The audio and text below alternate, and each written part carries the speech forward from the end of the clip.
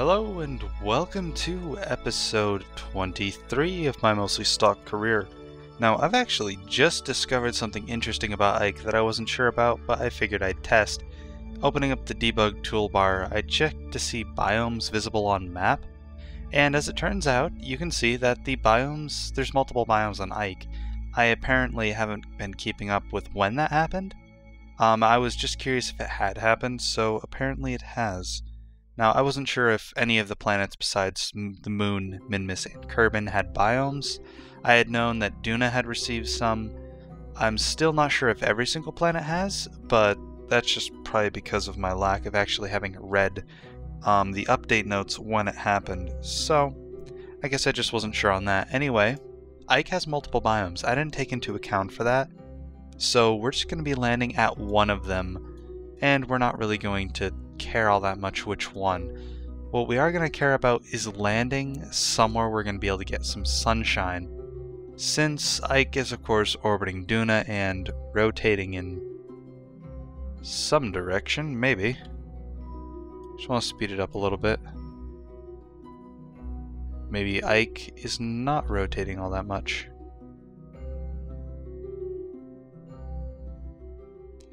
So if Ike isn't rotating too much, based on where we're headed, we probably want to land on this side. Which means we're going to have to put our maneuver node over here to actually do the landing. So let's see. If we had to pick an ideal landing spot, I'd say it'd probably be better to maybe land not on the black area.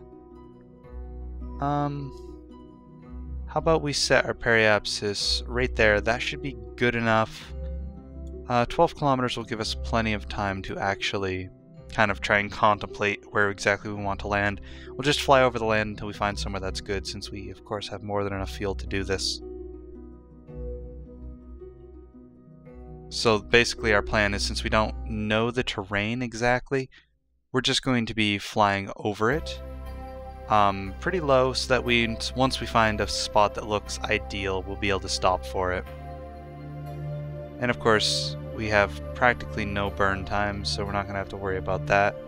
We will just have to wait until about the burn time, and then we'll throttle up and let that happen.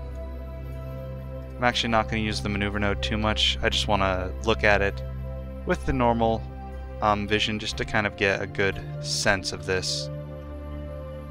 And 10 kilometers, that should be fine.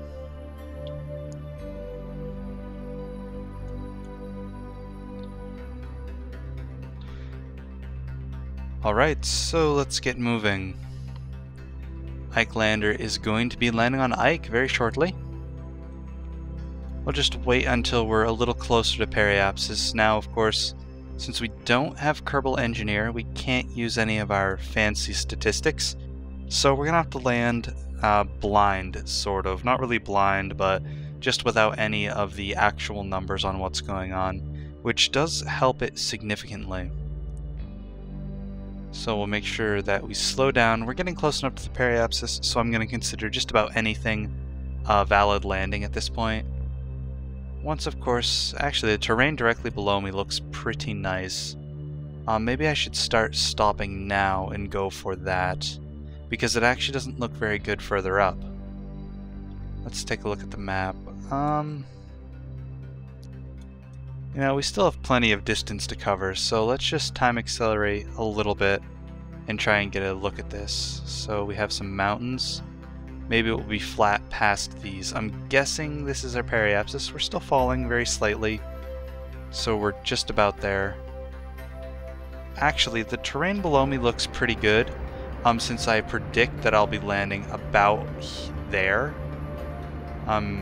Yeah, just before those mountains I should be landing, if I point in the right direction. So actually, we're decelerating a little slower.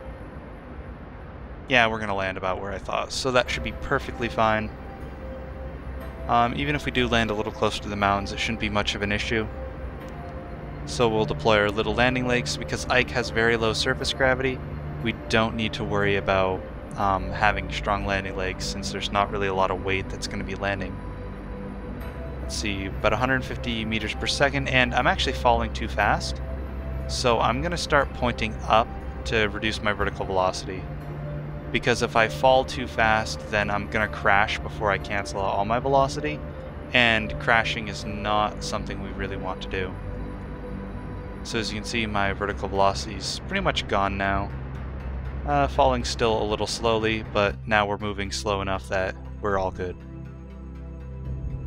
So we'll just keep making sure that we're losing all of our thing. Probably a good idea to turn into surface mode, because orbital mode and surface mode indeed are completely different, and we don't want to be getting those mixed up when we're trying to land.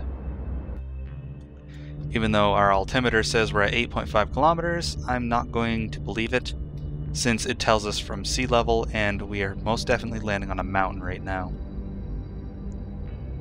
So let's see, we're just about to hit the ground at a good speed, and cut the engines, just drop that last little bit, and there we go, we've landed on Ike.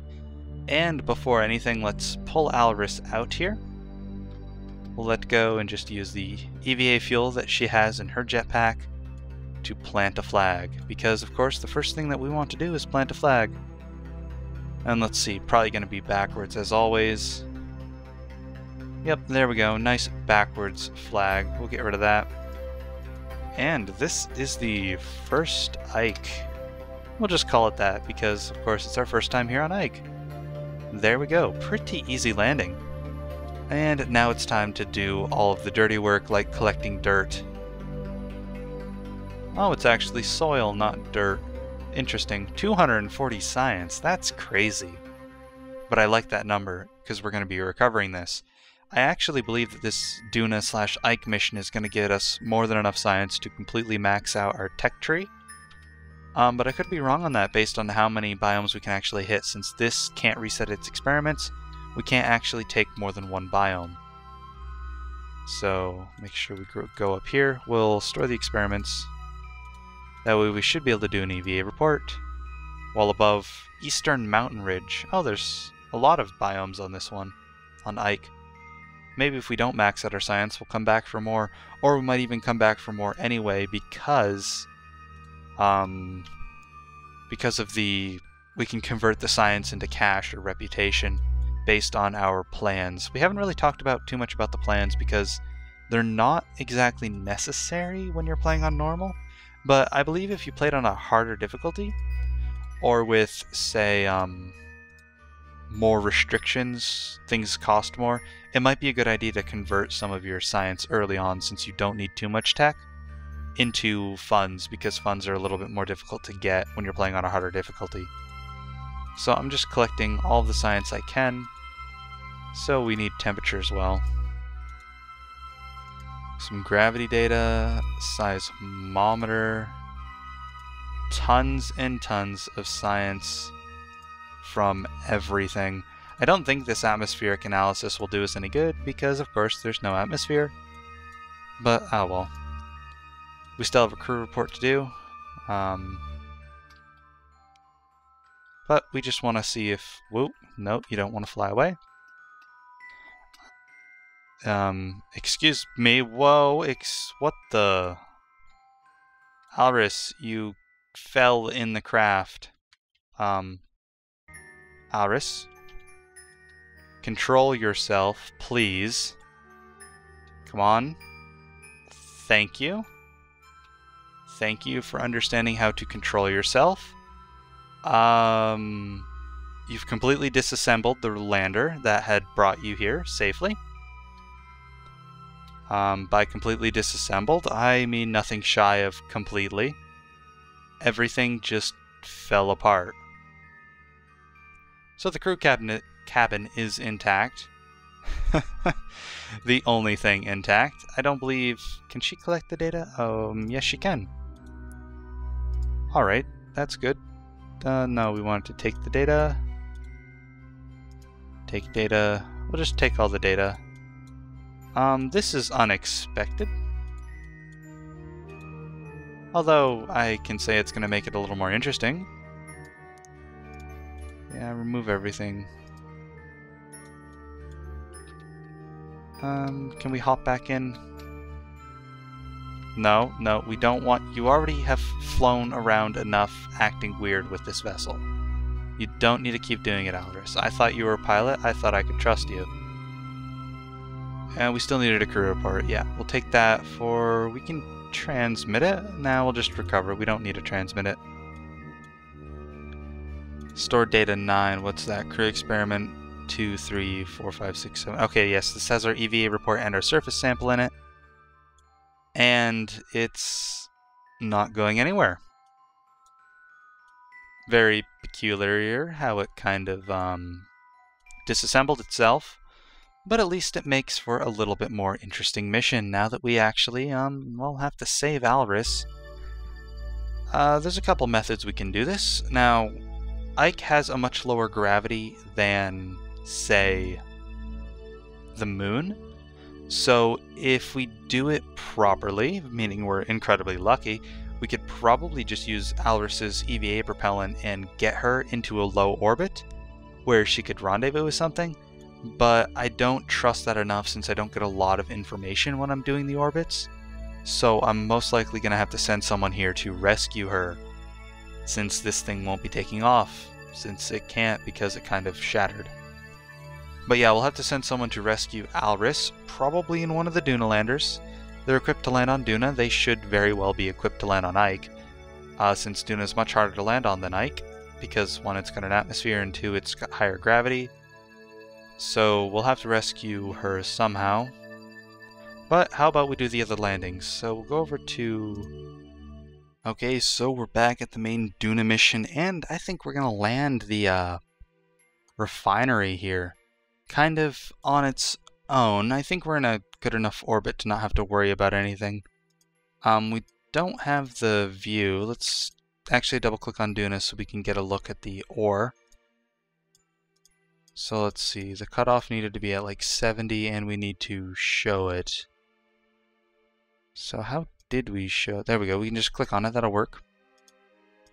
What about 80? Nope, nothing shows up at 80. So we're in a pretty good orbit. I think we want to land on this big purple area, which means we'll do the landing on the opposite side of the planet. But I think that means we're fine to just try and undock this thing. Now I don't remember if I put a probe core on this, which means I don't know if I need a pilot going down with it. However, if I do need a pilot going down with it, then I'm probably going to have to take Jebediah.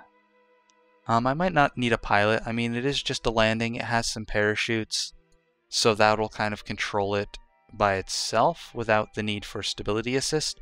Plus, it's got a big reaction wheel, so I have plenty of manual control. But we'll see. Does it have enough fuel? That tank's just about full. What about the 2 engine tanks? Yep, okay, so it's good on fuel. It didn't get drained, apparently. So let's right-click on the docking nodes, if it lets me. There we go. And we'll just say undock. Now we'll switch over to it. So, it has no probe core. Alright, that's good to know. Leary and Ludemy, I believe, are both engineers, so we have no shortage of those. If I remember correctly, we still had to dock with the rover. Or did we do the rover already?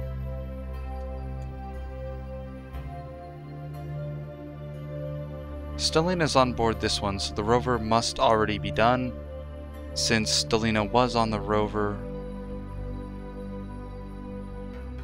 it has to be. So let's see, we can't use SAS because we don't have a pilot. You know, we're going to do this without a pilot. That's what I think we're going to do. Because I don't see the need of exactly needing one. Now, of course, one would be incredibly nice, but I think we can get away without it. So we want to land here, which means we want to... Well, what does the other side of the planet look like? It's harder to hit the target that way. So we'll just land from the other side. Add a maneuver on the opposite side of the planet you want to land on. Tell yourself to slow down. I'm not going to tell myself to actually hit anywhere, because I want to land here, so what we're going to do is we're just going to make our periapsis past it. And the reason we're doing this is since we are landing somewhere where there's an atmosphere, what that means is we want our periapsis is basically going to start going closer once we hit the atmosphere.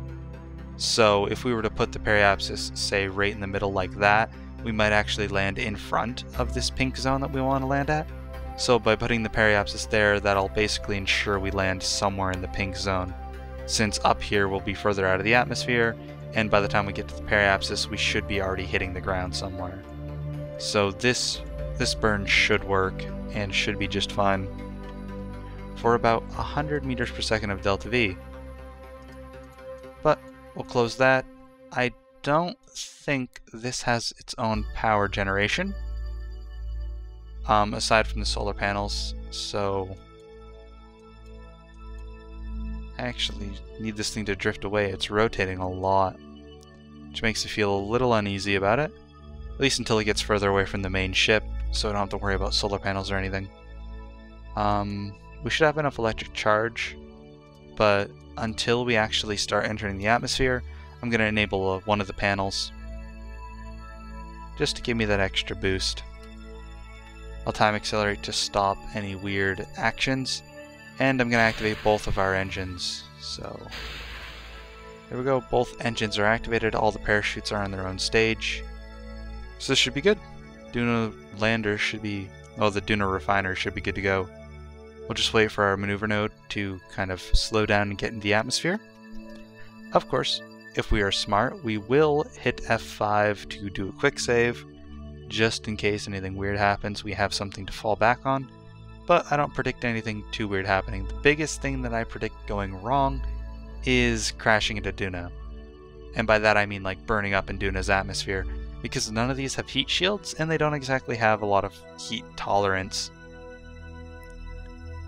So my hope is that they have enough delta V to allow me to slowly go through the atmosphere, since our orbit is pretty slow as it is. Hopefully we will be able to do that pretty easily. So let's see. And our periapsis gets lower. We're actually going to cut that off and then just watch it, because we want to get it at about 10. We don't want to land per se, we just want to get close. So if we're moving at 600 meters per second right now, we're probably, how much are we going to speed up? We'll see once we get closer. So we'll just time accelerate a little bit. And the reason I want to know how fast I'm going is I want to know how much delta V I might need to spend to slow myself down. I've got about 1700 to spend just for this landing, since this thing isn't meant to come back. So let's actually close the solar panel. We don't want to lose it. That would be very unfortunate for our refining speed if we were to lose it. So I'm just curious, if we're, the lower we get basically, the faster we'll be moving. So let's see, it's gonna cost 1,000 to slow down. I don't want to burn up in the atmosphere is basically what I mean. So I'm wondering when Duna's atmosphere starts. I don't remember. I probably really should check this stuff out before I try and land on these planets. And I do recommend, if you're new to actually landing on one of them, you might as well check it out. Unless you know a lot about, or you know a decent enough amount about Kerbal Space Program to confidently do it without knowing exact numbers. So it looks like 50 kilometers is Duna's atmospheric level, and we're moving at 900 meters per second. That makes me feel slightly uneasy. Let's see, we are above the pink zone, so that should be fine. Apparently now that we've entered the atmosphere, it's no longer going to show us the area, but judging by how we're descending, we're definitely going to land at it, since it's kind of hard to miss. Okay, we're actually speeding up, strangely enough. Now, what I'm going to do, which may not be the smartest choice, but it's what I'm going to end up doing, is I'm going to start slowing down now. And that's because by the time I hit the brunt of the atmosphere, I don't want to be moving very quickly. Otherwise, I fear that this vessel is actually going to become overheat. It's going to overheat and get destroyed by the atmospheric re-entry. Even though we're moving super slow, I wouldn't predict it to be a problem. but at the same time I don't want to risk it, because I haven't been able to fully test the new reheating effects with reheating on Kerbal, or re-entry effects I mean. I do know they changed, and that's really all I know about them. At least they changed in 1.04 versus 1.0, which is what I was kind of planning this mission for, was KSP 1.0, or 1.0.2 I should say, and now it's 1.0.4. Now remember, we don't have any SAS. I was just testing it again in hopes that I might get some, but we don't have any, so we're gonna have to just take this as it is. Doesn't look like we're getting any reheating effects, so that's good. We're definitely landing in purple. There's no way we can really get out of that. I don't know when a good time to deploy my chutes is, so I'm going to leave it open, and when it stops saying risky, I will deploy them. Because I believe that that is when it says safe to deploy, I should deploy them to try and help myself land. Of course, we're still really far up, so it's not too much worry right now. As long as I don't flip this thing over, because I think if I flip it over, I might not be able to get it back in time to actually land.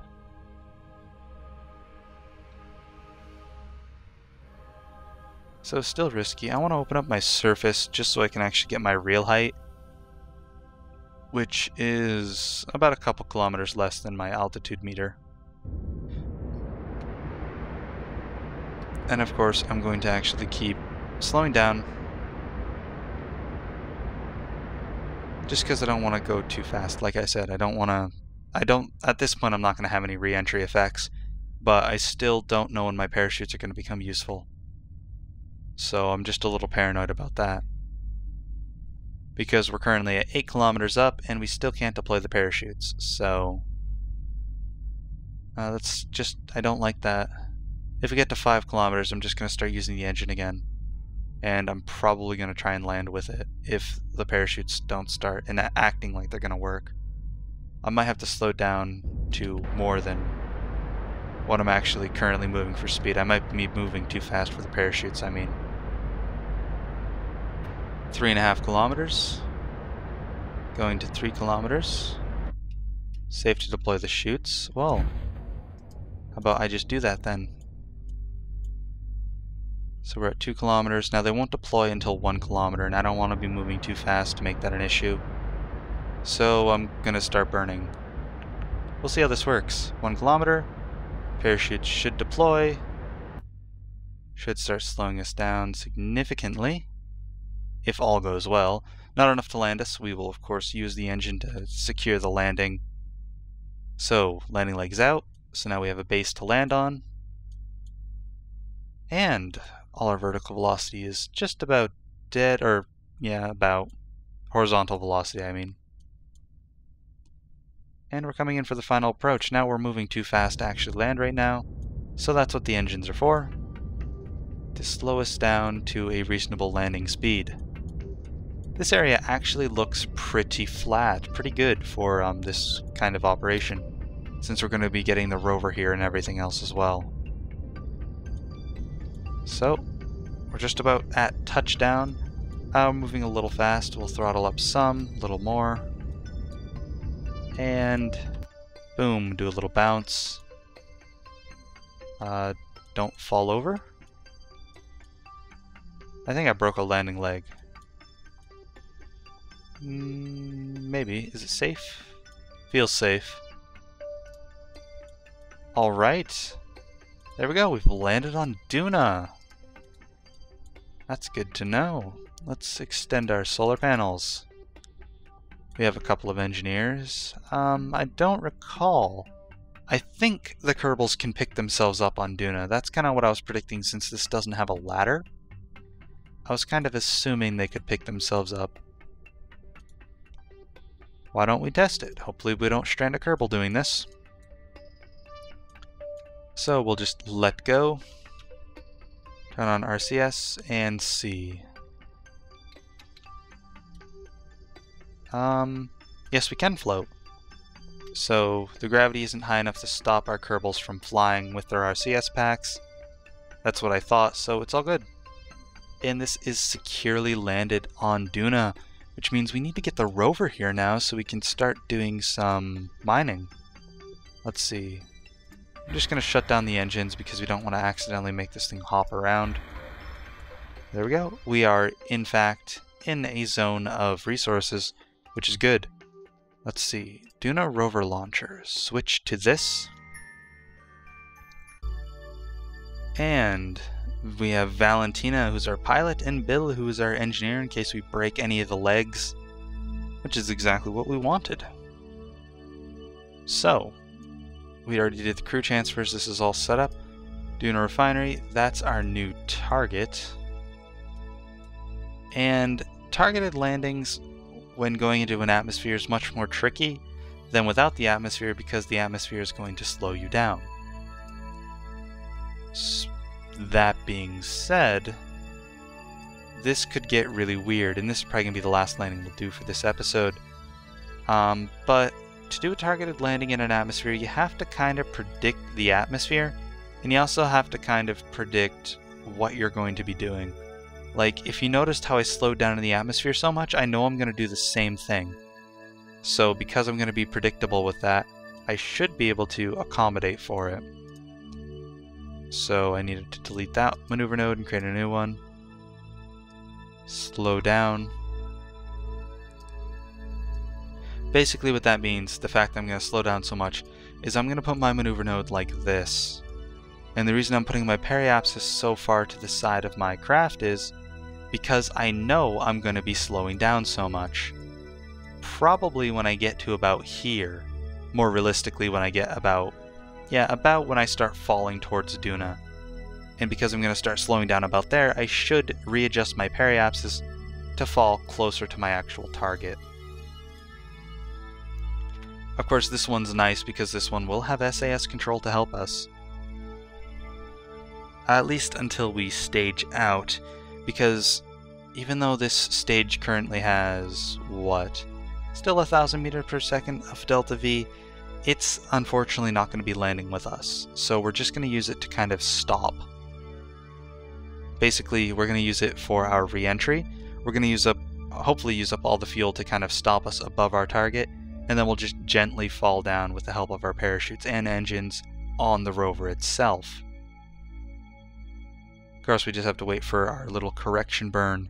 This is the one with like 30 meters per second of acceleration, so it will be able to do this 90 meter per second burn pretty much instantly. That's a strange turn. Is something misbalanced? I didn't think anything was misbalanced.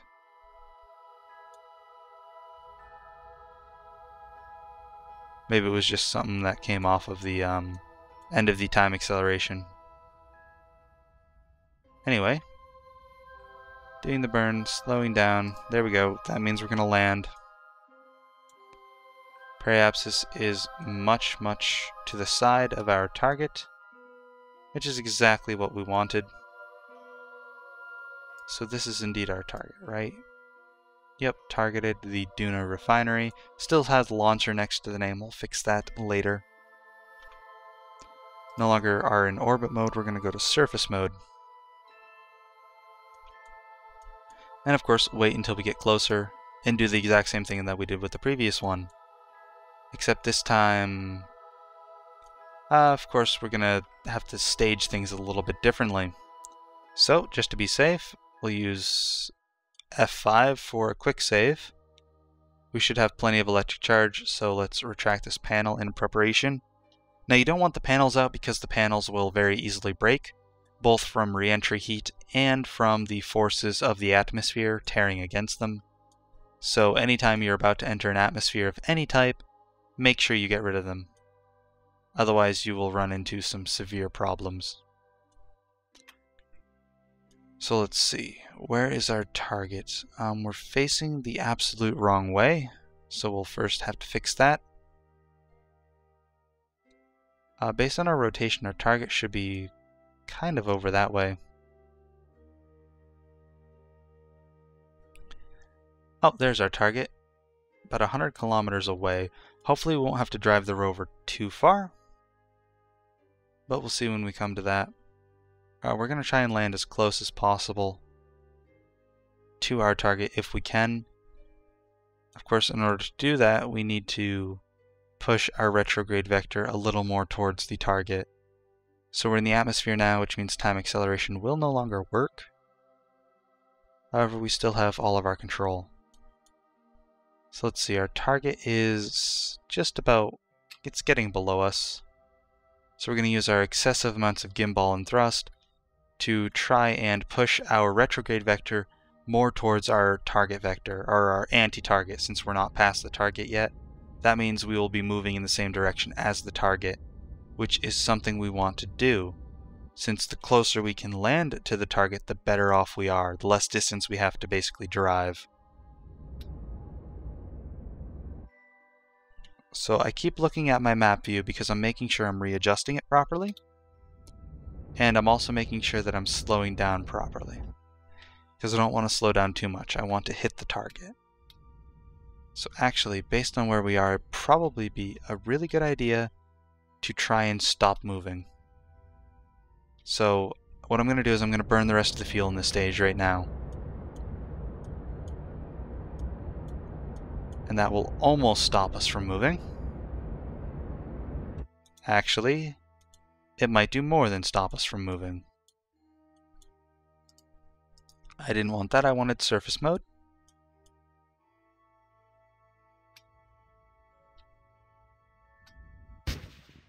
Okay, so there goes all of that. That means now we need to actually drop this. So, decouple node. That's going to make us lose a lot of stuff, a lot of the struts that we had, but we don't need them anymore. And we also need to now decouple this support node, because we don't need that anymore. Now I need to make sure all of my stuff is off, because our parachutes there's a lot of them. And I need to activate these engines manually because they're not in a particular stage. So it's much easier just to activate these manually. So activate that one and that one. Oh, we didn't check if this had fuel in it, did we? Oh, great. The engine drained all the fuel in this stage. Oh, that's not good. I didn't expect it to drain the fuel in this. Anyhow, that could be a problem. That's actually going to be much more than just a problem. So what this basically means is that in order to land, I have to rely 100% on my parachutes. Since I don't have engines to help the parachutes break the fall like I just did with the refinery, I now have to use the parachutes alone to land with. I don't have that extra cushion of the extra cushion of being able to use engines. I only have parachutes, and they're not always reliable. So I think this has enough parachutes to land me, but I'm not too sure about it. I need to adjust all of the deployment heights to about 1,000 on the parachutes as well, so that they deploy a little higher up, because if they deploy at 500, it might not give this craft enough time to slow down. So I'm just trying to set all of their deployment altitudes to about 1,000 meters. That way they deploy a little higher above the surface, and then I'll hit spacebar a couple times to deploy all of the parachutes when, of course, the time comes that I need to. So we're going to make sure we're pretty level so that the parachutes kind of let us fall on the wheels. We might break the wheels, but breaking the wheels will not be a problem because we have build to repair them if they do break. So as long as we don't lose anything critical, we should be perfectly fine. And great. Now my spacebar isn't working, so I have to deploy all these things manually. Parachute, parachute. And now it's going to flip out of control, which means it's going to be harder to click on them. Trying to contemplate if I should just try and move them all in staging, but I don't think that would be faster. So I'll just keep clicking them and hope this works. Now we're falling fast. A little too fast. They deployed. Maybe that'll slow us down enough. And we'll just keep deploying the parachutes and hope we can get enough of them deployed in time before we hit the ground. Okay, so a little bit of panicking, but we might make it. Now, I am fully expecting broken wheels because we are coming down kind of fast for how quickly I'd like to come down, but we have Bill here and he should be able to fix up our wheels if they break, since we can't use the engine to help us. Now we're accelerating, hopefully nothing permanently gets destroyed. Alright, this is dealable. Very survivable. I can go along with these consequences. Looks like we just broke our couple of wheels. Let's do one on the front, the two back ones. That looks like it's it. That's not irreparable, meaning we can fix that. We're only 6 kilometers from our target, so it won't take too long to drive over there, which means that's not too much of a problem. We're also in the mining zone, so unfortunately we can't mine and drive at the same time. It's a little too risky with this design, but we survived. So that's good. Nothing broke off the craft. We just damaged a couple wheels. We'll fix those and we'll drive over there for next time. But this is going to be the end of episode 23. I thank you all for watching. This is PTT GRW, signing out.